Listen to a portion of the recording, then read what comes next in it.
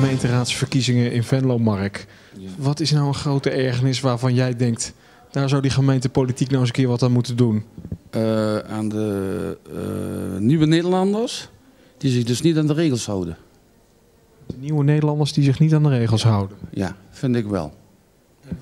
En wat stoort je zo aan die nieuwe Nederlanders? Daar heb ik heel veel last van gehad. Nou, nog een beetje, maar nou valt het reuze mee. Valt mee nu. Maar voor die tijd was het, hier noemen ze dat de Gaza-strook. We stonden ook bij de politie bekend als de Gaza-strook. Want hier zag je als het donker werd, zag je hier niemand meer. Het was, de mensen die vonden het veel te bedreigend. Dus net wat meneer Wilders zegt. En, ze zijn, nou citeer ik hem bijna letterlijk, ze zijn van harte welkom, mits dat ze zich netjes aan de regels houden. En dat doen ze niet. Ik zeg niet allemaal, maar die gasten die hier dan staan, die houden zich niet aan de regels, helaas. En wat vind jij, Mark, moet de gemeente hier aan doen? Ja, ze doen er al heel veel aan, maar ze kunnen er weinig aan doen. Want dat heb ik dinsdag ook in het gesprek aangegeven. Die jongeren mogen hier rustig staan buiten, tot 10 uur.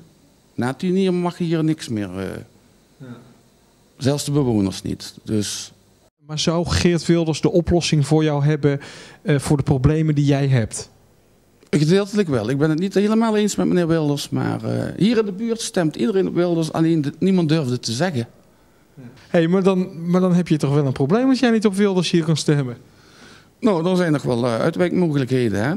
Ik heb drie machtigingen.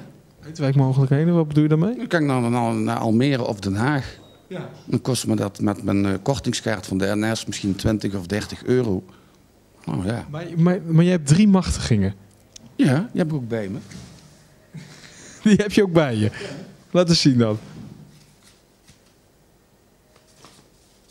Dit zijn inderdaad 3 oproepen om te kiezen. Ja. Maar ik bedoel, je staat ingeschreven in Venlo. Dan kan je volgens mij niet in Den Haag of Almere waar Wilders meedoet stemmen. Dat moet ik nog uitzoeken. Dat durf ik niet te zeggen. Ja. Dat weet ik niet. Maar jouw liefde voor Wilders gaat qua dat zo ver dat jij er alles aan wil doen dat hij in Den Haag en in Almere wel in het bestuur komt. Het gaat er mij om dat ze dus een keer aan Den Haag wakker geschud worden. Wat meneer Fortuyn toen ook heeft gedaan. En toen waren ze allemaal in één keer wakker. En dat, dat moet je niet laten verslibberen. Dat moet je gewoon goed opzetten, vind ik.